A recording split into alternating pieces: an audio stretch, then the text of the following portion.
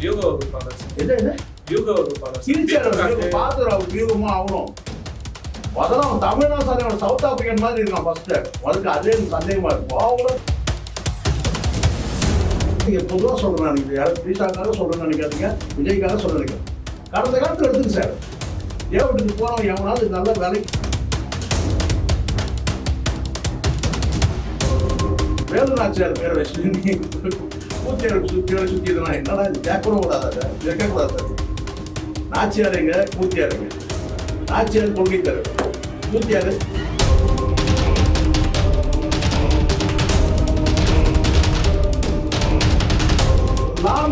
XL law minister current MP அவன் பேசுனா வந்து பார்த்தீங்களா நயன்தாரா கேட்டா என்ன விமர்சனம் பண்ணுறதுக்கு வேறு வார்த்தையே இல்லை. விமர்சனம் பண்ணுறதுக்கு ஒரு வார்த்தை கண்டுபிடிக்கிறேன். வேறு தெரியும் பாரு, நானே பாரு அண்ணன் ஜி சார் பேசுகிறேன். இப்போ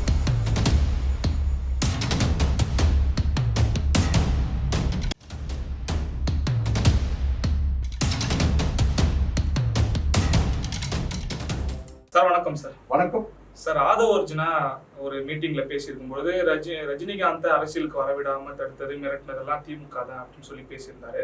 அதற்கு சில நாட்கள் கழித்து ரஜினிகாந்த் அவர்கள் ஒரு அறிக்கை வெளியிட்டிருக்காரு. இந்த அறிக்கையை வெளியிட்டதுக்கு பிறகும் என்ன தாவேக்காவினர் சொல்றாங்க, இணையத்துல பேசப்படுதுன்னா இந்த அறிக்கையை வெளியிட்ட வச்சதே திமுக தான் அப்படின்ற மாதிரி பேசிட்டு இருக்காங்க. இவங்க புரியுதுங்களா, இவங்க வந்து என்னன்னா இந்த காமாலை வந்து உனக்கு எப்படி பார்க்கறதெல்லாம் மஞ்சளா இருக்குங்க, எதை தின்னா பித்தம் தெரியுன்ற மாதிரி. இவங்க தூங்கும்போது கூட வந்து பார்த்தீங்கன்னா எல்லாத்தையும் சொல்லுவாங்க சார். அதுக்கு ஒரு நடிகையோட அவங்க தலையில சுற்றிட்டு இருக்காங்க சார். அது கர்ப்பமானா கூட வந்து பார்த்தீங்கன்னா வந்து இது காரணமே யார் தெரியுமா அப்படின்னு குற்றச்சாட்டு. வேற வேற அவங்க அளவுக்கு தான் பேசி ஆகணும். வேற நம்ம அப்படி கொண்டு வந்துட்டானுங்கல்ல. நம்ம பார்வையில் நம்ம யாரை பற்றி தான் பேசியிருந்தோம், காமராஜரை பற்றி பேசியிருந்தோம், கக்கனை பற்றி பேசியிருந்தோம், கலைஞரை பற்றி பேசியிருந்தோம், எம்ஜிஆரை பற்றி பேசியிருந்தோம். நம்மளை எங்கே கொண்டு வந்துட்டாங்க பார்த்தீங்களா, நடிகைகளை பற்றி பேச வரணும். அந்த மாதிரி ஆயிடாங்க சார். நீங்க அரசியல் பேசிட்டாங்க. இப்போ நம்ம கிட்ட எங்க சார் இங்க போறாரு, அவன் நல்ல விதமாக பேசுறான். ஒரு ex law minister current MP அவன் பேசுறான் வந்து பார்த்தீங்களா நயன்தாரா கேட்டா ஏண்டா விமர்சனம் பண்றதுக்கு வேற வார்த்தையே இல்லையா, ஒரு விமர்சனம் பண்றதுக்கு ஒரு வார்த்தை கண்டுபிடிக்க முடியாதா. நேற்று வரைக்கும் பாரு, நானே பாரு அண்ணன் சிவி சண்முகன் பேசியிருந்தேன், இப்போ டா போட்டு பேசுறேன். காரணம் நீங்களா சார், நானும் சார். ஒரு கண்ணியம் வேணும் சார். ஒரு முன்னாள் சட்டத்துறை அமைச்சர், இந்நாள் எம்பி, இது வரைக்கும் அவங்க தலைவர் வாயை திறக்கவே இல்லை. யாரு யாரு யாரு அம்மா வந்து நான் ராக்கிட்டு இருக்க மாட்டாங்க, ஒட்ட நறுக்கிட்டு இருப்பாங்க. தப்பு இல்லையா சார்? அவங்க ஒரு நடிகை கூட இருக்கட்டும் சார். அவங்க இப்ப ஏதாவது அரசியல் களத்துல ஏதாவது இருக்காங்களா? இப்ப த்ரிஷா மாதிரி இருந்தா கூட நீங்க சொல்லலாம் அரசியல் களத்துல இருக்காங்க. தாவேக்கால வந்து ஒரு முக்கியமான ஒரு ஆலோசனை இருக்கிறாங்க சார். பகிரங்கமா இன்னும் வெளியே வரல சார். ஓகே. ஆனா பின்னாடி வந்து ஆமா சார். இப்போ தலைவர் கூட போனது நீங்க பாத்தீங்கல்ல, கல்யாணத்துக்கு போனது பாத்தீங்கல்ல, ஃப்ரெண்ட்ஷிப்பா போயிருப்பாங்க சார். நீங்க சொல்றீங்க, அவங்க சொல்லல சார். வாய் திறந்து வரைக்கும் நான் ஃப்ரெண்ட்ஷிப்பா போனேன். அதான் அவங்க விர்ச்சுவல் வாரியர் சொல்றாங்க சார். விர்ச்சுவல் வாரியர் சொல்றது சார். அவங்க வாய் இருக்குல்ல, என் விஜய்க்கு வாய் இருக்குல்ல, நாங்கள் நட்பு முறையில் சென்றோம், இல்ல அண்ணன் தங்கை உறவு சென்றோம் சொல்லல. அப்ப தாவேக்க அரசியல்ல இருக்கிறாங்க. நயினார் நாகேந்திரன் ஒரு வார்த்தை சொல்றாரு சார். அப்ப இவங்க சொல்றாங்க, என்ன சொல்றாங்கன்னா, நான் வந்து எந்த அரசியல் கட்சியும் சார்ந்தும் கிடையாது சொல்லிட்டு தனிப்பட்ட வாழ்க்கையை வந்து பேசாதீங்கன்னு சொல்றாங்க. தனிப்பட்ட வாழ்க்கைன்னா அப்ப விஜய் கூட தனிப்பட்ட வாழ்க்கை இருக்கான்னு ஒரு கேள்வி வருதா இல்லையா? நீங்க சொல்லுங்க. கேள்வி தானே வருது. யார் சொல்லணும்? தற்போதைக்கு சொல்றதா கணக்கு கிடையாது சார். சம்பந்தப்பட்ட சொல்லணும். அப்போ களத்துல இருக்காங்க. அப்போ த்ரிஷாவை குறித்து நீங்க பேசுறீங்கன்னா கூட அதை அவங்க கொஞ்சம் சிலத்தை பெருமையா கூட எடுத்துப்பாங்க. நம்ம இப்படி பேசுறோம் சார் இணையத்துல. இப்ப அண்மையில ஒரு செய்தி என்னன்னா, விஜய் அவர்களும் த்ரிஷா அவர்களும் திருமணம் செஞ்சா நல்லா இருக்கும்ன்ற மாதிரி ஒரு டைட்டில் வச்சு போல. அதுக்கு த்ரிஷாவோட அம்மாவே லைக் பண்ணதா சார் அவர் தகவல் இருக்கு சார். அவங்க அம்மா தான் லைக் பண்ணாங்க. அந்த எவிடன்ஸ் எதுவுமே இல்லை சார். சொல்றாங்க இதையுமே திட்டமிட்டு பரப்புறாங்க. இதுல என்னன்னா சொல்றாங்கல்ல, ஆமா இல்ல இல்ல ஆமா ஏதாவது சொல்லணுமா இல்லையா சார்? எதுவுமே சொல்லவே இல்லை. அதை விட டிஸ்கஷன் வேற மாதிரி ஓடிட்டு இருக்குது. நிஜம் சார். இப்போ த்ரிஷா அவர்கள் குறித்தோ இல்லை அவங்க அம்மா குறித்தோ ஒரு தகவல் இருக்குது. நீங்க சொல்றது ரொம்ப கிளீனா மக்கள் புரியுற மாதிரி சொல்றேன். அதாவது யாரோ ஒருத்தர் சொல்றாங்க த்ரிஷாவும் விஜயும் கல்யாணம் பண்ணிட்டா நல்லா இருக்கும்னு சொல்றாங்கன்னு வச்சுக்கலாம். அதை வந்து லைக் பண்றாங்க. யாரு? திரிஷா அம்மா வந்து லைக் பண்ணாங்க அப்படி சொன்னா ஒரு தகவல் வருதுன்னா அவங்க உடனே அதை மறுக்கலாமே. இல்லைங்க நான் லைக்லாம் பண்ணலங்க அப்படி சொல்லலாங்க. செய்தி வெளியிட போது அது அப்படியே ஆராய்ச்சி போனோம்னா அப்படி ஒரு செய்தி நடக்கவே இல்லைன்னு தகவல் இருக்கு. அப்போ இது நடந்ததா இல்லையான்னு ஒரு வதந்தி வருதுன்னு சொன்னா அதை மறுக்கலாமே. திரிஷா அம்மாவை மறுக்கலாமே. பிரச்சனை இப்ப அது போடல. திரிஷா அம்மாவை குறித்து பேசணும்னா இப்ப அது போடவே இல்லை. நம்ம 16 வயதுல வந்து ரஜினி சொல்ல பாருங்க, அவங்க ஆத்தா குரு அம்மாவுக்கு வந்து தாமரை கட்டணும் நல்லா தான் இருக்கு, இது எப்படி இருக்குன்னு யாரு இப்ப அந்த டிஸ்கஷன் தான் ஓடிக்குது. என்னன்னாக்கா திரிஷா வந்து அவங்க அம்மாவும் ரொம்ப எளிமையா இருக்கு. இப்ப அதுதான் முக்கியம். இந்த தற்கொலைகள் எதுதான் பேசுறாங்க பாருங்க மீடியா. ஏண்டா திரிஷாவை பேசுறீங்க ரைட்டு, அவங்க அம்மா வரைக்கும் எதுதான் பேசுறீங்க. அவங்க அம்மா இப்ப அவங்க அம்மா ட்ரெண்ட் ஓடிட்டு இருக்கு. என்னன்னு கேட்டா 2 பேரும் கல்யாணம் பண்ணிக்கலாம்னு சொல்லிட்டு அதை லைக் கொடுத்தாங்க. அப்பனா அவங்க விரும்புறாங்க. எப்ப கல்யாணம், எப்ப ஹனிமூனு, இதுவாடா முக்கியம். நான் ஒரு மாசத்துல எலெக்ஷன் இருக்குடா, ஒரு மாசத்துல எலெக்ஷன் இருக்குடா, கட்சி வச்சிருக்கீங்க, மக்கள் மேனிஃபெஸ்டோ என்ன, திட்டம் என்ன, அதை பத்தி டிஸ்கஸ் பண்ண முடியல சார். ஆனா முதலமைச்சர் சார் முதலமைச்சராரா இல்ல வந்து பார்த்தீங்கன்னா வந்து சுடுகாட்டுக்கு வெட்டியானாரா, நமக்கு அது பிரச்சனை கிடையாது சார். டிஸ்கஷன் என்ன போகுது. இப்போ மேனிஃபெஸ்டோ டிஸ்கஷன் நடக்கும் சார். தேர்தல் வாக்குறுதிகள் என்ன, கடந்த காலத்துல நம்ம நீங்க போங்க சார் 10 வருஷம் 20 வருஷம் நீங்க தான் இந்த 2K சீட் இருக்கிறதா இதுவே தான். இதே ஒரு 30 வருஷத்துக்கு முன்னாடி நாங்க வந்து மேனிஃபெஸ்டோ அலைவோம் சார். நாங்க திமுக என்ன தேர்தல் வாக்குறுதி, அதிமுக என்ன வாக்குறுதி, தேர்தல் வாக்குறுதி, அதை சுத்துவோம் சார் நாங்க ஒரு மாசம் இருக்கும்போது. இப்போ நம்ம டிஸ்கஸ் பண்ண வேண்டியது என்ன தெரியுமா, தேர்தல் வாக்குறுதிகள். நாளைக்கு நாம் தமிழர் வெளியிடுறாங்க, திமுக வெளியிடணும், இன்னும் ஏடிஎம்கே வெளியிடல. அப்படி நம்ம பண்ணும்போது இங்க டிவிகள் என்ன ஓடினு இருக்குன்னா 2 பேரும் திருமணம் பண்ணிக்க போறாங்க. அதை லைக் கொடுத்தது வந்து அவங்க அம்மா லைக் கொடுத்தாங்க. அதுக்கப்புறம் வந்து பார்த்தீங்கன்னா டிஸ்கஷன் கேட்டா திரிஷா அவங்க அம்மா வந்து பார்த்தீங்கன்னா அக்கான்னு தான் சொல்லுவாங்க. அந்த மாதிரி ரொம்ப இளமையா இருப்பாங்க. அப்ப நமக்கு வந்து 16 வயதுல ரஜினிகாந்த் பேசுவாங்க டைரக்டர் ஞாபகம் வருது. மயிலுக்கு மட்டும்டா அவங்க ஆத்தா குரு அம்மாவுக்கு தாமரை கட்டணும் நல்லா தான்டா இருப்பா அப்படின்னு சொல்லி ஒரு இது எப்படி இருக்குன்னு அப்படிதான் இப்ப பேச வேண்டியதா இருக்கு. வந்து இப்ப பாருங்க இதெல்லாம் வதந்தியா பரப்ப விட்டு உண்மையாக்கணும்னு நினைக்கிறாங்களா? அதான் சார் உண்மையான நமக்கு என்ன சார், நான் என்ன யார் நீங்க புறம் போடுவீங்களா சார்? திரிஷாவே விஜய் கல்யாணம் நான் எனக்கு அதுல கூட எனக்கு வந்து இதுல வந்து பாத்தீங்கன்னா உள்ளபடியே என்ன அவன் செய்த பாவத்தை அவன் அனுபவிக்க போறான். எது சங்கீதான்றது நம்ம வீட்டு குழந்தை மாதிரி தான், நம்ம தங்கச்சி தான், நம்ம மகள் தான் வச்சுங்களேன். துரோகம் பண்ணா அதோடைய பலனை அவன் அனுபவிக்க போறான். ஏமா சார் நீங்க நல்லா கடந்த காலத்துல நீங்க பொதுவா சொல்றேன், இது யாரும் திரிஷாக்காக சொல்றேன்னு நினைக்காதீங்க, விஜய்க்காக சொல்ல நினைக்கிறேன். கடந்த காலத்துல எடுத்துக்க சார், வீட்டுக்கு போறவன் எவனாவது நல்ல வேலைக்கு சந்தோஷமா இருந்துருக்கலாம் சார். சொல்லுங்க சார், நீங்க வெளியே வந்துருக்கீங்க சார். உண்மைதானே சார். தாசி வீட்டுக்கு இப்படி சொல்லணுமா உங்களுக்கு? விட்டுங்க சரி, தாசி வீட்டுக்கு போனவன் எவனாவது வந்து நல்லா சந்தோஷமா சுபிஷமா நான் சொல்லுங்க சார். நீங்க சொல்லுங்க, யாராவது வந்து பாத்தீங்கன்னா அவர் வந்து ஒரு ஸ்டெப்னி வச்சிருந்தாருங்க, சரி தாசி விட்டுருங்க, உங்களுக்கு அதுவும் கஷ்டமா இருக்கா, ஸ்டெப்னி வச்சிருந்தாருங்க, சுகபோகமா இருந்தாருங்க, சொல்லுங்க பாருங்க. பெரும்பாலும் எனக்கு தெரிஞ்ச வரைக்கும் கேட்டீங்கன்னா பொண்டாட்டி மடியில சத்தத்தோட அங்க போய் தாசி வீட்டுல போய் அதுல வந்து பாத்தீங்கன்னா ஸ்டெப்னி வீட்டுல சத்தம் தான் நிறைய பேர். பொண்டாட்டி வீட்டுல இருந்தாக்கா அதுக்கான மரியாதை எல்லாமே உண்டு. மடியில உசாவானுக்கா அங்க போனா வந்து பாத்தீங்கன்னா திண்ணையில விழுசா, அதுதான் ரத்த கண்ணீர் படம் பார்க்கணும். நீங்க பெரும் மனைவி விட்டுட்டு நீங்க வந்து துரோகம் பண்ணி வந்து அடுத்த பொம்பளையை போய் பார்க்கறது இல்ல அடுத்த வந்து தாசி வீட்டுக்கு போறீங்கன்னா வந்து நல்லா வாழ்ந்ததா சரித்திரமே இல்லை. ரஜினிகாந்த் மாதிரி பேச வேண்டியதா இருக்கு உங்களுக்கு. பொண்டாட்டி துரோகம் பண்ணுவோம் நல்லா வாழ்ந்ததா சரித்திரமே இல்லை. விஜய் மட்டும் வாழ்ந்துருவான்னு கேட்கறேன் நான். வாழ்ந்துருவானா சொல்லுங்க. இங்க எல்லாரும் ஒரே பார்வை தான் சார். இங்க யார் பண்ணாலும் தப்பு தான் சார். உண்மையா ஒரு தடவை தான் சார். நீங்களே சொல்லுங்க சார். மொத்தம் 52 வயசு சார். விஜய் மட்டும் எடுத்துக்கலாம் சார். 52 வயசு. ஓகே 52 தானே? 51 52 சரிங்களா?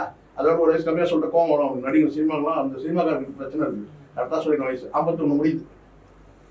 இந்த 51 வயசுல உங்களுக்கு உலகம் தெரியறதுக்கு ஒரு 20 வயசு ஆயிருக்கும் கண்டிப்பா, சரிங்களா? அதுக்கப்புறம் வந்து ஒரு 5 வருஷம் வந்து பார்த்தா இந்த பொண்ணா அந்த பொண்ணான்னு ஓடி இருக்கும். ஒரு 25 வயசுல கல்யாணம் பண்ணிருக்கேன்னு வச்சுக்கோங்களேன். 25 வருஷம் நீ வாழ்ந்துருக்கிற. அதுக்குள்ள அந்த அம்மா சொல்லிட்டாங்க 4 வருஷம் வாழன்ட்டாங்க. சரி ஏதோ 23 24 வருஷம் வாழ்ந்துருக்க. அந்த 23 24 வருஷம் நீ ஷூட்டிங் போன அந்த டைம் எல்லாம் கழி. வீட்டில் இருக்கும்போது தூங்குற நேரத்தெல்லாம் கழி. அதுக்கப்புறம் சொந்த வேலை அந்த வேலை இந்த வேலை பாத்ரூம் போது குளிக்கிறது இதெல்லாம் கழி. இதெல்லாம் மொத்தம் கழிச்சாலே அந்த பொண்ணோட நீ 5 வருஷம் தான் வாழ்ந்துருப்ப. 2 பிள்ளை பெற்றுட்ட. எவ்வளோ மொத்தமே நீ 5 வருஷம் தான் வாழ்ந்துருப்பேன். அந்த 25 நான் சொன்ன மாதிரி எல்லாத்தையும் ஷூட்டிங் டைம் எல்லாம் கழிச்சு. இப்போ நீங்க நான் வந்து பார்த்தீங்கன்னா ஷூட்டிங் போய் வந்து பார்த்தீங்கன்னா மாத கணக்கு தங்கிட்டு போகிறதில்ல சார், வெளிநாட்டுக்கு போகிறது கிடையாது. அப்போ மொத்தம் கழிச்சுனா மொத்தமே ஒரு 5 வருஷம் 6 வருஷம் தான் வாழ்ந்துருப்பேன். இது போய் 25 வருஷம் வாழ்ந்த நிலைமை இப்படி. நீ 52 வயசுல நீ ஒரு பொண்ணை கல்யாணம் பண்ணி, பொண்ணு இல்ல பொம்பளை, அது பொம்பளை கல்வின்னு கூட சொல்லலாம்னு வச்சுக்கேன், கல்யாணம் பண்ணி ஒன்றும் நடக்க போறது கிடையாது. இது ஒன்றும் எதாவது நடக்க போதா சார்? எந்த மிராக்களும் நடக்க போறது, எந்த அதிசயமும் நடக்க போறது கிடையாது கல்யாணம் பண்ணி. அப்போ 25 வருஷம் வாழ்ந்த மனைவிக்கிட்டே நீ 5 வருஷம் தான் வாழ்ந்துருக்கா, இப்போ மீதி இருக்கிறதுனால இன்னொரு 10 வருஷம் இருந்திருக்கியா, இல்லை 20 வருஷம் கூட இருப்போம். நீ 70 80 கூட நீ இருந்துப்பா, சந்தோஷம். நமக்கு அதெல்லாம் ஆயுசே குறைக்க வேணாம் இருக்கணும். இன்னொரு 25 வருஷம் இருக்கிறதா வச்சுக்கோங்க. அப்போ என்ன கணக்கு? அதே 5 வருஷம் தானே வேலை போடி, ஷூட்டிங் ஸ்பாட்டு அது இது இது அது நிரந்தரமா வாழ்ந்தாதானே அது கூட. ஏன்னா அங்கே பெரிய லிஸ்ட் வேலை இருக்கு, பெரிய லிஸ்ட் இருக்கு. வந்துட்டு போனவங்களாம் நிறைய பேர் இருக்கிறான். வாழ்க்கையில் வந்துட்டு போனவங்க சொல்றேன் நான், நிறைய பேர் இருக்கிறான் சார். நிச்சயதார்த்தம் பண்ணவன் இருக்கிறான், டேட்டிங் போனவன் இருக்கிறான், இது கல்யாணம் பண்ணிக்கலாம் சொல்லிட்டு வந்து கனவோட சுத்தம் இருக்கிறான். இப்படி பல பேருக்கு வந்து கடைசியா நான் இப்ப நீ போய் இருக்க டோக்கன் வாங்கிக்கிறேன். எது சார் நம்ம தப்பாவே எதுவுமே பேசல சார். சார் தப்பாவே எதுவும் பேசல சார். நம்ம என்ன சார், நம்ம முன்னாள் சட்டத்துறை அமைச்சர் ரேஞ்சுக்கா நம்ம பேசினோம். நம்ம அப்படிலாம் பேசவே இல்லை. லிஸ்ட் பெரிய லிஸ்ட்ன்ற அந்த லிஸ்ட் நீ எந்த லிஸ்ட் நீ எங்க இருக்கிற? கடைசியாலா இருக்கிற. எது இந்த லிஸ்ட்ல நீ கடைசியாலா இருக்க. நடுவில் போயிருக்கலாம் வந்துருக்கலாம், அது வேற விஷயம். கடைசியா லிஸ்ட்ல இருக்கிற. இப்ப புரியுதுங்களா? நான் இப்போ சொல்றேன் சார், 2 பிள்ளைகள் மணி மாதிரி இருக்கு, மணி மாதிரி இருக்கு. 2 பிள்ளைகள் அதான் சொன்ன கிளி மாதிரி குரங்கு மாதிரி கூத்தியாக சொல்லுவாங்கல்ல, அது இவனுக்கு தான் பொருத்தமா இருக்கு எனக்கு தெரிஞ்ச வரைக்கும். உள்ளபடியே பார்த்தீங்கன்னா என்ன, நம்ம அடுத்த மனைவியை நம்ம வந்து கிரிட்டிசைஸ் பண்ணது இல்லை சார். நம்ம தங்கச்சி தான் வச்சுக்கலாம், மகள் நம்ம தங்கச்சி, அந்த ரேஞ்சில் தான் நம்ம பார்க்குறோம். நம்ம ஒருபோதும் வந்து பார்த்தீங்கன்னா திரிஷாக்கோ இல்லை மற்ற வந்து விஜயோட மற்ற விஷயம் எதுக்கும் நம்ம சப்போர்ட் பண்ண முடியாதுன்னு வச்சுங்களேன். அது நடக்கட்டும் நடக்காம போட்டோம், அது வேற விஷயம், சரிங்களா? ஆனால் ஊர் உலகத்தை அப்படி பேசுறாங்கன்றதுனால நம்ம வந்து பார்த்தீங்கன்னா நம்ம முடிவுக்கு வந்துட முடியாது. பண்ணாலும் நமக்கு அதை பற்றி கவலையும் கிடையாது. ஆனால் உள்ளபடியே நம்ம வந்து இருக்கிற நம்மளுடைய ஸ்டாண்டு, நம்ம இப்போ எடுக்கிற ஸ்டாண்டு யார் பக்கம் இருக்கணும்? மனைவி சங்கீதா, குடும்பம், அப்படிதான் நம்ம இருக்க முடியும். அப்பதான் நம்ம நல்ல குடும்பத்துல பிறந்தவங்க அடையாளம்.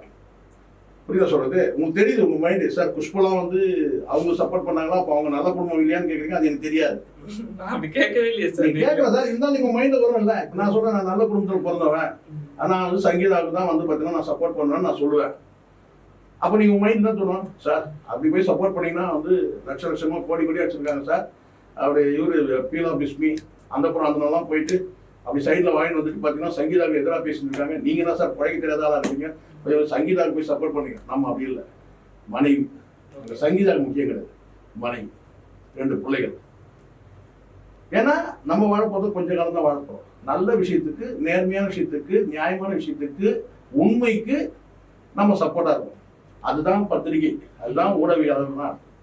ஆனா இங்க வந்து பாத்தீங்கன்னா பல பேர் பல விதமா வந்து ரூட் எடுத்து போயிட்டு இருக்கான்னு வச்சுக்கலாம். நமக்கு அது வந்து அவசியம் இல்லை. ஆனால் இந்த இடத்துல வந்து என்ன நமக்கு பாதிக்கப்படுறோம், நம்ம நேரடியாக எப்படி பாதிக்கப்படுறோன்றதுக்காக சொல்றேன். சங்கீதா தானே பாதிக்கப்படுறாங்க, அது குடும்ப விஷயம் கூட சொல்லிட்டு போயிடலாம். ஆனா நம்ம இங்க என்ன கேட்டா அரசியல் பாதிக்கப்படுது. நம்ம வந்து காமராஜோட வாழ்க்கையை நம்ம படிச்சிருக்கோம், அஞ்சலி அம்மாவோட வாழ்க்கையை படிச்சிருக்கோம், கொள்கை தலைவர்கள் அத்தனை பேர் நம்ம படிச்சிருக்கோம், நம்ம அம்பேத்கருடைய வாழ்க்கையை படிச்சிருக்கோம். இப்படி வந்து பார்த்தீங்கன்னா வந்து வேலு நாச்சியாருடைய வாழ்க்கையை நம்ம படிச்சிருக்கோம். கணவனை இழந்ததுக்காக 10 ஆண்டு காலம் வந்து பார்த்தீங்கன்னா போர் புரிந்து பார்த்தீங்கன்னா ஆட்சியை வந்து வேறு பண்ணாங்க. 10 ஆண்டு காலம் ஆட்சியை வந்து அங்கே வந்து ஒரு ஸ்டெபிள் கவர்மெண்ட் பண்ணாங்க. சொல்றேன் வேலுநாச்சியார் ஒரு சரித்திரம். இப்படி வந்து பார்த்தீங்கன்னா இங்கே கொள்கை தலைவர் இவங்கெல்லாம் வச்சுட்டு வேலுநாச்சியார் பேரை வச்சுட்டு நீ கூத்தியார் பேரை சுற்றியதுனா என்னடா இது? கேட்கக்கூட கூடாது, இதை கேட்கக்கூடாது சார். நீங்கள் நாச்சியாருங்க கூத்தியாருங்க, நாச்சியார் கொள்கை தலைவர், கூத்தியாரு கட்சி தலைவரா? கேட்கணுமா இல்லையா? உங்க தமிழ் கட்சி சந்தோஷப்படாது, அப்படிதான் தோணுது. அப்பா தமிழ் சாரை கொடுத்துட்டாரு. ஏன்னா உண்மைதானே சார்? நாச்சியார் கொள்கை தலைவர், கூத்தியார் கட்சி தலைவரா? சொல்லுங்க, தப்பு இல்லையா அது? நான் திரிஷாவை சொல்றேன் சார், சொல்றேன் எல்லாத்தையும் சொல்லிடுறேன் சார். நான் சொல்றேன் இப்போ இது சொல்றேன் நான். என்ன அப்ப நம்ம யாரை பத்தி பேசிட்டு இருக்கோம்? அதுதான் எனக்கு தெரியல, நீங்க பேசுறேன்ட்டு இல்ல சார். இல்ல இப்ப நம்ம பாருங்க எப்படி பேசணும். காமராஜர் பத்தி நம்ம பேசணும் சார், கலைஞரை பத்தி பேசணும், எம்ஜிஆர் பத்தி பேசணும், ஏன் ஜெயலலிதா அவர்களுடைய அரசியல் கூட பேசலாம் நம்ம. அவங்களும் மக்களுக்கான அரசியல் பண்ணாங்க சார், இல்லையா? நீங்க பண்ற அரசியல் பாருங்க. இப்ப நான் வந்து நாம் தமிழர் மேனிஃபெஸ்டோ பத்தி நான் பேசணும் சார். இப்போ ஏன்னா அவ்வளவு விஷயங்கள் இருக்கு. அதுதான் வந்து இங்க நடிகன் தான் ஹீரோ. எங்க டிவிக்கேல என்டிகேல மேனிஃபெஸ்டோ தான் ஹீரோ, இல்லையா? அப்போ நம்ம அதை பத்தி பேசாம இப்ப நம்ம எதை பத்தி பேசிட்டு இருக்கோம் பாருங்க, தற்கொலை கும்பல் பத்தி பேசிட்டு இருக்கோம். விளக்கம் அளிக்கணும்ல சார். அதுதான் சார் சொல்றேன். இப்போ இந்த இடத்துல கேட்டா அடித்து ஒழிக்கப்பட வேண்டிய கட்சி. எப்படி இங்க மூட்டை பிச்சைலாம் வந்து எப்படி சார் அப்படியே ஏதாவது மூட்டை பிச்சை உள்ள இருந்து நான் மனசு அப்படியே ஃபயர் பண்ணிக்கணும், கொளுத்தி விட்டணும். அந்த மாதிரி எனக்கு தெரியும். அப்படிதான் நினைக்கிறேன். ஏன்னா இந்த கட்சியே வந்து பார்த்தீங்கன்னா மொத்தமா கலைச்சிடணும் சார். இல்லைன்னா நீங்க எப்படி சார் போற போக்குல முதலமைச்சர் போய் நீங்க வந்து தரம் தாழ்ந்து பேசுவீங்க? இல்ல அதுக்கு விளக்கம் கொடுக்குறாரு. என்னன்னா அந்த பெண்ணை பாதிக்கப்பட்ட பெண் வீட்டார போய் பார்க்கலாம், அதனால அந்த ஆதங்கத்துல பேசிட்டு இருக்கட்டும். அப்போ வார்த்தை அது இப்படி ஆதங்கம்னா முட்டாள் சொல்றியா நீ முட்டாள் சொல்றத நான் சொல்லட்டும். உங்க தலைவர் யார் இருந்தது சொல்லுங்க. பொம்பளை பொறுக்கின்னு நான் சொல்லுவேன், ஒண்ணு உங்களுக்கு கோவம் வரும். நீங்க என்ன ஆதங்கத்துல பேசுறீங்க சார்? அவர் ஆதங்கத்துல பேசுறீங்க. நீங்க முட்டாள், நீங்க எப்படி முடிவு வந்தீங்க? போலனா நீங்க ஒரு பாதிக்கப்பட்ட பெண்ணை போய் பார்க்கல, அதனால வந்து முட்டாள் முதலமைச்சர், அதெல்லாம் நீங்க சொல்ல வரீங்க? அப்படி அவர் சொல்லிட்டாருன்னு சொல்றாரு. அதுதான் அவர் அப்படிதான் அவர் விளக்கம் கொடுக்கு. அதை வச்சு நான் விளக்கமே எடுத்துக்கேன் சார். பாதிக்கப்பட்ட பொண்ணை போய் பார்க்கணும் முட்டாள் முதலமைச்சரா? அப்ப நான் கேட்கிறேன் வந்து பார்த்தீங்கன்னா உங்க மனைவி பாதிக்கப்பட்டிருக்கிறாங்க, திருமணம் கலந்த உறவுல வந்து பார்த்தீங்கன்னா ஒரு நடிகோட இருக்கிறாங்கன்னு சொல்லும் போது இப்ப திரிஷா கூப்பிட்டு போறீங்கல்ல, அப்ப நான் வந்து பார்த்தீங்கன்னா விஜய் பொம்பளை பொறிக்கன்னு சொல்லலாம்ல? சொல்லாம சொல்லக்கூடாதா? தெளிவா பேசிட்டு இருக்காங்க. சொல்லுங்க சார் நீங்க. ஆமா சார், நீங்க முதலமைச்சர் நாங்க தேர்ந்தெடுக்கிற முதலமைச்சர் சார். நீங்க எப்படி சார் சொல்றீங்க? நீங்க கட்சிக்கார கடந்து போலாம் சார், எங்களை அதை பத்தி கவலை கிடையாது சார். கட்சிக்கார கடந்து போலாம், அரசியலுக்காக கடந்து போலாம். நாங்க ஏன் கடந்து போனோம்?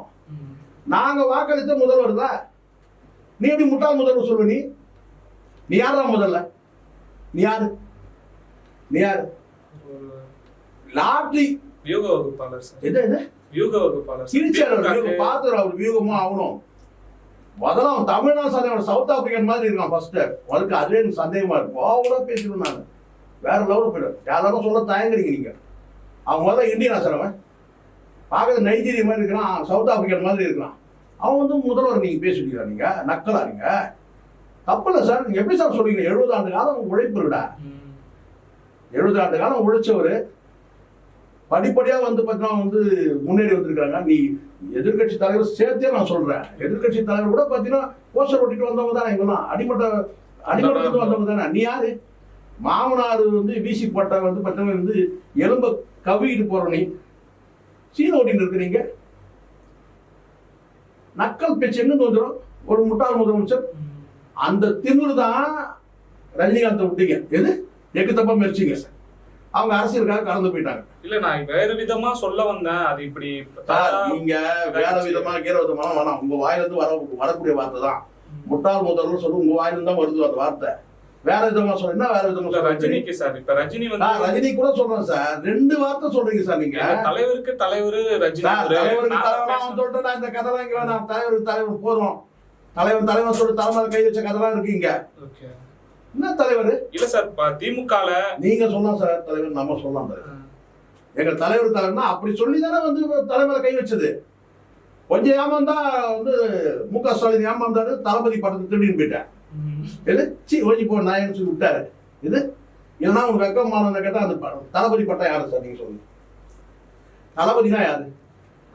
ஸ்டாலின் தான் தளபதினா. முதலமைச்சர் ஸ்டாலின் தான் வந்து அப்ப தலைவர் வந்து கலைஞர் இருந்தாருக்கும் போது அப்போ தளபதி ஸ்டாலின். தளபதின்றதான் கட்சியில் இருக்க அத்தனை பேர் சொல்லுவாங்க. நீ இளைய தளபதியா வந்து அந்த தளபதியை வந்து இளையத்தை தூக்கி போட்டு தளபதியை எடுத்துக்கிட்ட. நீ எப்ப எடுத்துக்க அதுல இருந்து அவர் தளபதி சொல்றதை விட்டாரு. இது இப்ப புரியுதுங்களா? அப்போ நீ அடுத்தவங்க படத்தை திருடுவனி. முதலமைச்சர் சூப்பர் ஸ்டார் படத்தை திருடத்துக்கு பார்த்தேன். அவர் உஷார் ஆயிட்டார். இது அப்படியே செக் வாங்கி பேக் வாங்கி ஸ்டாண்ட் பண்ணி நிட்டார். கொஞ்சம் அப்படி போயிருந்தா நீ அந்த வந்து சூப்பர் ஸ்டார் படத்தை எடுத்துட்டு இருப்ப. அடுத்தவங்க படத்தை திருடுறதால சார் அப்பவும் போல 2 பேருக்குமே வேலை. அப்படிலாம் பண்ணானுங்க. தலைவருக்கு தலைவர்னா அப்ப காக்கா கழுகு கதெல்லாம் வந்திருக்கு. தலைவருக்கு தலைவர்ன்றதுலாம் இவன் எப்படி சார் அடி சாதாரண அடி கிடையாது. நீங்க என்ன நினைச்சிட்டு இருக்கீங்க? சும்மா மணி கட்டானாங்க. சும்மா மணி கட்டானா? யார் அடிச்சு? நாங்க தான் அடிச்சோம். நாங்க தான் ஃபுல்லா வந்து நாங்க தான் ஃபர்ஸ்ட் அந்த டெண்டர் ஓப்பன் பண்ணா எப்படி சார்? முதல்ல நாங்க தான் சார் ஃபர்ஸ்ட் யார் வந்து சொல்லுவாங்க இல்லையா, ஃபர்ஸ்ட் கமர்ஸ் ப்ரொஃபரன்ஸ் அந்த மாதிரி இருக்குன்னா முதல்ல நாங்க தான் அப்பியறோம். விஜய் வந்து பாத்தீங்கன்னா வந்து என்ன கண்டென்ட் வருதுன்னு பார்ப்போம், வாயிலிருந்து என்ன வருது இது காத்துல இருக்கிறோம். நாங்க அடிச்ச அடி குப்புற போட்டு அடிச்சோம், மல்லாக்க போட்டு அடிக்க போறாங்கன்னு சொல்லிட்டு மன்னிப்பு கேட்டோம், அவ்வளவுதான். இது அப்ப கூடமே வந்து என்ன சொல்லியிருக்கிறாருன்னா, நான் திமுக அந்த டைம்ல வேலை செஞ்சுட்டு இருந்தேன், அப்ப ரஜினி அரசியலுக்கு வராரு, 18% வாக்கு சதவீதம் அப்பவே இருந்தது, அதற்கு எதிராக தான் ரஜினிகாந்த் எதிராக தான் திமுக போலி பிரச்சாரத்தை முன்னெடுத்துச்சு. நான் இப்படி சொல்ல வந்தேன், அது தவறா. அவன் எப்ப சார் பிறந்திருப்பான்? நாங்க கடந்து வந்திருக்கோம் சார். 70ல இருந்து நாங்க பிறந்து வந்து 70ல இருந்து கடந்து வந்துருக்கோம். 90களில் ரஜினிக்கு ஒரு அலைவீசு வந்து உண்மை. அவர் என்ன சொல்லணும், தனியா கட்சி தொடங்கினா அவரே கூட வந்திருக்கலாம். ஆனாலும் நிக்கணும்ல. இப்ப நீங்க தான் அரசியல் கட்சி தொடங்கும் போது இந்த அந்த ஸ்விங்ல இருக்க நீங்க இருக்கிற அந்த ஸ்கோப் இப்ப கிடையாது. இப்ப டவுன் ஆயிடுச்சு 2 வருஷத்துலயே. அப்போ ரஜினி அவர்களுக்கு வந்து சில அறிவுறுத்தல்கள் வழங்குறாங்க. பாலச்சந்திரன் உள்ளிட்ட சில பேர் என்ன சொன்னாங்கன்னா, ஏப்பா உனக்கு அரசியல் செட் ஆகாது, உங்க குணத்துக்கு செட் ஆகாது. அப்ப ரஜினியே சொல்றாரு, எனக்கு அரசியல் தெரியாது. யாரு? ரஜினி சொல்றாரு, எனக்கு அரசியல் தெரியாது. ஏன்னா இப்ப நடக்கிற அரசியல் எனக்கு உண்மையிலேயே தெரியாது. எனக்கு தெரிஞ்ச அரசியல்லாம் வேற, நேர்மை, உண்மை, சத்தியம், தர்மம், இதுதான் வந்து எனக்கு தெரிஞ்ச அரசியல் அப்படின்னு அவர் பேசுறாரு. அப்போ ஒரு கட்டத்துல வந்து நான் சொல்றேன், தமிழ்நாட்டை வந்து காப்பாற்றணும். ஏன்னா அந்த அளவுக்கு அன்னைக்கு அராஜகம் இருந்துச்சு. அன்னைக்கு கூட சூழல் அப்படி இருக்கு சார், பேச முடியாது சார். இன்னைக்குதான் இவங்க பேசுறாங்க, முதலமைச்சர் முட்டாள் சொல்லிட்டு போறாங்க, ஒரு வார்த்தை சொல்ல முடியுமா? அன்னைக்கு 2 பேர் தான் ஜெயலலிதாவை எதிர்த்தவங்க. ஒன்னு நக்கீரன் கோபால் பத்திரிகையாளர், 2வது வந்து பாத்தீங்கன்னா வந்து சூப்பர் ஸ்டார் ரஜினிகாந்த். இதை தாண்டி யாருமே எதிர்க்கிறதுக்கு வந்து பாத்தீங்கன்னா அன்னைக்கு வந்து, ஏன்னா அவ்வளவு சர்வாதிகாரத்துக்கு உச்சத்தில் அது இப்ப இருக்காங்க. இந்த சின்னம்மா அவங்க ஆடாத ஆட்டமா, மறைமுகமா அவங்க ஆடினாங்க, நேர்முகமா வந்து பாத்தீங்கன்னா ஜெயலலிதா ஆடினாங்க. அங்கிருந்து போயஸ்காரர் வந்து பாத்தீங்கன்னா வந்து டைரக்ஷன் ஃபுல்லா வந்து சின்னம்மா தான். அவ்வளவு அராஜகம் பண்ணாங்க. அதெல்லாம் மறக்க முடியாது, அதெல்லாம் சாதாரணம் கிடையாது. இல்லைன்னு சொல்ல பார்க்கலாம். அப்ப அந்த காலகட்டத்துல ரஜினி வந்து எதிர்த்தார், சிட்டி கட்டி பேசினார் மேடையில. வெடிகுண்டு கலாச்சாரம் பரவிடுச்சுன்னு சொல்லி பேசினாரு. ஒரே மேடையில் அமைச்சர்கள்லாம் இருக்கிறாங்க. அன்னைக்கு சாயந்தரமே அமைச்சர் பதவி போயிடுச்சு யாரும் பொண்ணுக்கு. அவர் செய்த ஒரே இது பார்த்தீங்கன்னா ரஜினிகாந்த் வந்து பாட்ஷா படம் எடுத்தாரு, அந்த விழாவில் தான் போய் பேசுறாரு. சத்யா மகேஷ் படம் அது தொடர்ச்சியா வந்து பார்த்தீங்கன்னா மோதல் தொடர்ச்சியா இருந்தது. இந்த முறை வந்து மீண்டும் வந்து அதிமுக ஆட்சியோட ஆனவனை கூட காப்பாற்ற முடியாது ஒரு டைலாக் விட்டாரு. இன்னைக்கு எப்படி விட்டாரு பாருங்க, ஒரு வரி. இது அவன் கட்சி காலி ஆயிடுச்சு. இது அன்னைக்கு ஒரு வரி தான் சொன்னாரு, மீண்டும் அதிமுக ஆட்சியோட ஆனவனை கூட காப்பாற்ற முடியாது ஒரு டைலாக் சொன்னார் சார். அவ்வளவுதான் சார், முடிஞ்சு போச்சு ஜெயலலிதா கவர்மெண்ட். அதே இப்போ ஒரு வார்த்தை சொல்லி காட்டுறாங்க, காலம் பேசாது காத்திருந்து பதில் தரும். இவங்க கட்சி முடிஞ்சு போச்சு. இப்ப கதறானுங்க, தலைவர் நீங்க தான், எங்க தலைவருக்கே தலைவர் நீங்க தான். நேரா டேய் குடிகாரம் பேச்சு பொழுது முடிஞ்சா பேசுவானுங்க. இவன் பொழுது போது முன்னாடி போயிடுது. விஜய் எல்லாம் திட்டி இருப்பாரா சார்? விஜய் திட்டலாம் கிடையாது சார். அவனுக்கு இப்ப பாருங்க, விஜய் ரசிக்கிறார். அவன் தான் சொல்லி ஏய் இது என்ன இப்ப பேசுன, எலெக்ஷன் முடிஞ்சபடி பேசிருந்தாங்கல்ல. இப்ப நமக்கு வாக்கு இப்ப வந்து பாத்தீங்கன்னா இப்ப எல்லாரும் நம்ம ஓடணும்ல. நானே வந்து கொள்கை தலைவரா வந்து ரஜினி அறிவிக்கிறதுக்கு அதுக்குள்ள ஏன்டா அவசரப்பட்டேன். ஒவ்வொருத்தரா இப்ப தான் அறிவிச்சுட்டே வரேன். இன்னும் 1 மாசம் இருக்கு. தேர்தலுக்கு முன்னாடி ஒரு 10 நாளைக்கு முன்னாடி கொள்கை தலைவரா வந்து ரஜினி அறிவிக்கிறது இருந்தேன். அதுக்குள்ள ஏன்டா இப்படி பண்ணிட்டேன் அப்படிதானே சார் நான் சொல்லியிருப்பான். இப்ப புரியுது, கண்ட்ரோல் கிடையாது சார் இவனுக்கிட்ட. சரக்கு போட்டு வந்து பேசினா எப்படி கண்ட்ரோல் இருக்கும்? இங்க இருந்து டெல்லிக்கு போறான், அதுவும் விசாரணைக்கு போறான், சிபிஐ விசாரணைக்கு போறான். சரக்கு எடுத்துட்டு போறான்னா அவனுக்கு எவ்வளவு தைரியம் இருக்கு? என்னதான் தனி பிளைட் இருந்தா கூட ஒரு பிளைட்டுக்கு ஒரு ரூல்ஸ் அண்ட் ரெகுலேஷன் இருக்குல்ல சார். சார் விஜய்க்கு தான் எடுத்துட்டு போனாங்க, நம்ம எப்படி சார்? அது விஜய்க்கு எடுத்துட்டு போறான், இல்ல விஜய் எடுத்துறான். ஏன்டா எடுத்துட்டு போறீங்கன்னா விஜய்க்கு எடுத்துட்டு போறான்றீங்க. சிசர் எடுத்துட்டு போறான், ஏன்டா எடுத்துட்டு காண்டம் கட் பண்றதுக்கு. சார் என்ன சார் சார் வேற எதுக்கு சார் நீங்க சொல்லுங்க. சரி சரி சார், நான் சொல்லல சார், நான் சொல்லல சார். விஜய் சொல்லுங்க, சிசர் எதுக்கு சார்? வீட்டுல சிசர் எதுக்கு? வதந்தின்னு சொல்றாங்க. வீட்டுல சிசர் எதுக்கு சார்? கிச்சன்ல வந்து பால் பேக்கெட் கட் பண்றதுக்கு, வேற ப்ரொவிஷன் ஐட்டம் கட் பண்றதுக்கு. அதே வந்து பார்த்தீங்கன்னா வந்து பிள்ளைகள் ஸ்கூல் அந்த கிளாஸ் ரூம்லனா படிக்கிற இடத்துலனாக்கா பேப்பரை கட் பண்ணுறதுக்கு. இதே வந்து பார்த்தீங்கன்னா பீரோ பக்கத்துக்கு கட்டினா டெக்ஸ்டைல் துணி ஏதாவது கட் பண்ணுறதுக்கு. இல்லை டெய்லரிங் மிஷின் இருந்துச்சுன்னா அவங்க வந்து பார்த்தீங்கன்னா சிஸ்டர் மீசை கட் பண்ணுறது பார்த்தீங்கன்னா வந்து ஷேவ் பண்ணுற இடத்துல பார்த்து டாய்லெட் இருக்கு இவ்வளோ தானே சார், இவ்வளோ தானே. அப்படியே நீங்கள் வந்து ஒரு காண்டம் பயன்படுத்துகிற வீட்டுக்குள்ளே வந்து பார்த்தீங்கன்னா கருத்தரை சாதனமாக நீங்கள் காண்டம் பயன்படுத்துறதான்னு வச்சுங்களேன், பெட்ரூமில் இருக்கும், இதெல்லாம் இருக்கும் சார். இப்போ நீங்கள் வெளியில் போகிறீங்க சார், உங்களுக்கு ஒன்றும் கிடையாது, தலையில் டோப்பா கட் பண்ணுற அவசியமும் கிடையாது. ஒரு நாள் அப்படிங்கிற முடி வந்துடுமா ஓவர் நைட்டில் அப்படியே மீசை கட் பண்ணுமா தேவையே கிடையாது, ஆல்ரெடி எல்லாம் ஃபிக்ஸ்டு. எது ஆல்ரெடி எல்லாம் ஃபிக்ஸ்டு. மறுநாள் வந்து மீசை அப்படி தொங்க போதா வளர்ந்து ஒரு நாள் அப்படி தொங்கிடுமா மீசை கட் பண்ணு. அப்போ எதுக்கு சிசர் நீ கொண்டு போற அவ்வளவுதான். அது பதில் சொல்லணுமா இல்லையா? இன்னைக்கு சொல்ல முடிஞ்ச அவனால சரியா சிசர் கூட ஏதோ ஒரு காரணத்தை சொல்லி தொலைக்கிறேன்னு வச்சுங்க. எது சிஸ்டர் தான் ஏதோ ஒரு காரணத்தை சொல்லி தொலைக்கிறேன். அந்த பேக் எடுத்துட்டு போறல சார், என்ன இருக்கு நீங்களே சொல்லு. அந்த பேக்ல என்ன இருக்கு? ஆவணம் வந்து கோவணம் தான் இருக்கும். அது ஆவணத்தை பத்தி பேசுறீங்க. இவனுக்கு தேவையானது அத்தனையும் வந்து பாத்தீங்கன்னா வந்து இவன் போறதுக்கு முன்னாடியே இவன் தங்குற ஹோட்டல்ல வந்துடும் சார் எல்லாமே, அந்த அளவுக்கு அரேஞ்ச்மெண்ட். அப்ப ரகசியமான பொருள் எடுத்துட்டு போற, ரகசியம் காக்கப்படக்கூடியது இது. இந்த ஒரு மனுஷனுடைய அந்தரங்கமான பொருளா தான் நீ வந்து சிசரை கொண்டு போற. எதுக்கு அந்தரங்கமா கொண்டு போற? ஒரு வெளிப்படையான ஒரு பொருள் கத்தி எடுத்து சொல்லலாம், ஆப்பிளை கட் பண்ணுறதுக்குன்னு சொல்லலாம். ஒரு ஃப்ளைட்டில் வந்து யாராவது வந்து கூட இருக்குன்னு ஆப்பிள் எடுத்து விற்றுன்னு வந்தாங்கன்னா ஃப்ளைட்டில் போகும்போது அந்த ஆப்பிளை கட் பண்ணுறதுக்கு கூட சொல்லலாம் இல்லையா? அப்படிதானே? எனக்கு ட்ரெயின் பார்த்தீங்கன்னா ஃப்ளைட்டு எனக்கு கூட இருக்கிற வந்து இழந்த பழம் விற்பாங்க, நீ அப்போ அதை வாங்கிறதுக்காக நான் வந்து சிசர் எடுத்துக்கணும், திராட்சைக்காக இல்லை ஆப்பிளுக்காக இது, அப்போ சிசர் எடுக்கணும், கத்தி எடுக்கணும்னு சொல்லலாம். சிசர் எதுக்கா இன்னைக்கு வரைக்கும் லீக் ஆகல சார். சிஸ்டர் இருந்த போது அப்போ அங்க அடிஷனலா காண்டம் இருந்திருக்குமா? ஏன்னா காண்டம் பொறுத்த வரைக்கும் சொல்றாங்க வந்து பார்த்தீங்கன்னா அது கையிலலாம் கிழிக்க முடியாதுன்றாங்க. இந்த பாக்கெல்லாம் இருக்குல்ல, அந்த பாக்கு பேக்கெட் மாதிரிலாம் கிழிக்க முடியாது. அப்போ அதை கட் பண்ணோம்னா ஒன்று பிளேடு இருக்கணும், இல்லைன்னா வந்து சிசர். சிசர் தான் சரியான பொருள். அப்போ அது சிசர் இருக்குமா சொல்லு. இல்லைங்க தப்புங்க சேகர சார், நாங்கள் அப்படி கிடையாதுங்க, சிஸ்டர் வந்து இதுக்காக தான் கொண்டு போனோம் சொல்ல. நீ தான் சொல்லண்டா, நீ தான் வாயா இருக்கிறதா தெரியும். அடிப்படை சரக்கு எடுத்துட்டு போயிட்டு இப்போ பிரச்சனை அதுவும் இல்லை, சரக்கு எடுத்துட்டு போனதை பற்றி பேசலாங்க இருக்கணுங்க. தலைவர் சரக்கு பார்த்தியா 10 லட்சமாம்பா, அதேப்பா ஒஸ்டி சார் இப்படி எடுத்து விட்டானுங்க. இப்போ சரக்கு எடுத்து போனது தப்பை பற்றி பேசவே இல்லை, சரக்கு எவ்வளோ ரேட்டுன்னு டிஸ்கஸ் போயிடுது. இப்போ புரியுதுங்களா? அதே தான் திரிஷா விஷயத்திலையும். திரிஷாவுக்கும் இவங்களுக்கு மேரேஜ் பண்ணுறது சரியா தப்பா அதை பற்றி பேசவே இல்லை. அதுக்கு லைக் கொடுத்துருந்தாங்க அவங்க அம்மா. அவங்க அம்மா வந்து பார்த்தீங்கன்னா வந்து திரிஷாவோட வயசு கம்மியாக இருப்பாங்க. இந்த மாதிரி ஆளுங்க வச்சு நம்ம என்ன சார் பண்ண முடியும்? நம்ம மக்கள் எப்படி ஆகிட்டாங்க? மக்கள் சொல்றத விட தற்கொலை கும்பல் எங்க போய் முடியும்? எப்படி இந்த நேரம் என்ன நேரம்? தேர்தல் நேரம். அடுத்த 5 ஆண்டுக்கு யாருடைய ஆட்சி? எவ்வளவு வந்து காரசாரமான விவாதம் வரணும். ஆனா எப்படி ஆகிட்டாங்க பார்த்தீங்களா? தப்பான ஒரு கும்பலை நம்ம சேர்த்துட்டோம். கேவலமான அரசியல் நடக்கிறது நான் பார்க்கறேன். 41 பேர் இறந்து போயிட்டாங்க. அந்த 41 பேர் குறித்து வந்து பார்த்தீங்கன்னா ஏதாவது ஒரு ஸ்டெப் இருக்கா சார்? நானும் பார்க்குறேன் வந்து பார்த்தீங்கன்னா ராஜீவ் காந்தி கொலை வழக்கே வந்து இவ்வளவு வந்து பார்த்தீங்கன்னா வந்து இப்படி நடக்கவே இல்லை.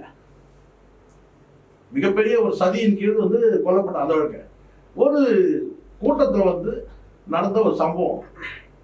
இன்னும் விசாரணை பண்றாங்க. விசாரணை பண்ணி இவன் டூருக்கு போயிட்டு வர மாதிரி போயிட்டு வரான். பார்த்தீங்கன்னா இல்லையா சார்? நீங்க நான் போனீங்க, உன்னை எது கூப்பிட்டாங்க? அந்த வழக்கில் ஒரு சாட்சியை தான் கூப்பிட்டுருக்காங்க. இன்னொன்று குற்றவாளின்ற அந்த முடிவுக்கு வரல கூப்பிட்டாங்கண்ணா. முடிச்சுமா வந்தமான விட்டுட்டு அதுக்கப்புறம் அந்த கார் மேலே வந்து போய் ஏறி நின்றுக்கிட்டு டாட்டா காமிச்சிட்டு வர. எனக்கு அந்த காசு எப்படி நான் தோணுச்சு, கோபாலகிருஷ்ணன் சொல்லிட்டு ஒரு இந்தியன் பேங்கோட சேர்மன் ஒருத்தர் இருந்தார். 90களில் அவர் மீது மிகப்பெரிய கரப்ஷன். அவர் வந்து அரசியல்வாதிகளுக்கு வந்து பார்த்தீங்கன்னா லோன் எல்லாம் நிறைய வாரி கொடுத்துட்டு மிகப்பெரிய ஊழல் பண்ணிட்டாரு. நிறைய வராக்கடன்கள்லாம் நிறைய கொடுத்துட்டு கிட்டத்தட்ட வந்து பெரிய வந்து இந்தியன் பேங்க் வந்து அந்த நிர்வாகத்திலே மிகப்பெரிய ஒரு சிக்கலை உருவாக்கி அவரை கைது பண்ணாங்க.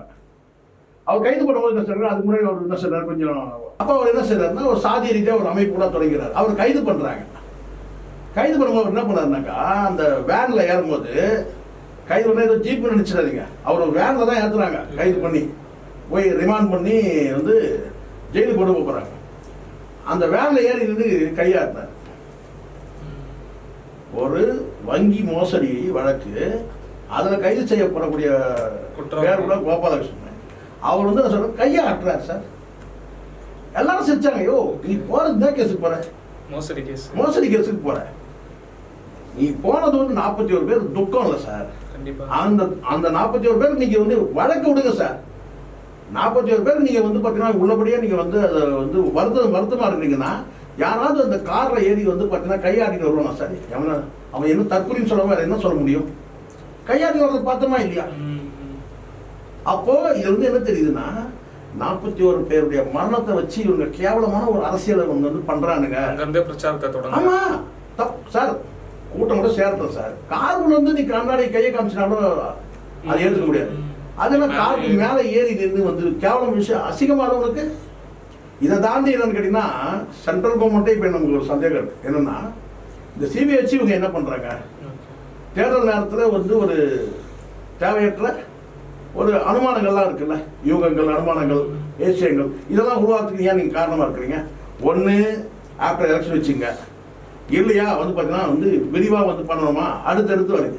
இது எது ஜவு மாதிரி இருக்குதுங்க விசாரணைன்ற பேரில் எப்போ முடிப்பீங்க? ஏற்கனவே சிபிஐக்கு ரொம்ப நல்ல பேர் இருக்குது சார் நமக்கு, இல்லையா சார்? ஒரு காலத்தில் எப்படி இருந்த பேர், அதுவும் வருத்தம் தான் நமக்கு. அப்போ ஆட்சி அதிகாரத்தில் தான் பிரச்சனை, இப்போ சிபிஐ பிரச்சனை கிடையாது. அப்போ அதிகாரத்தில் சொல்கிறத கேட்குற இடத்துல தானே இருக்கிறீங்க, எடுக்கிறீங்க.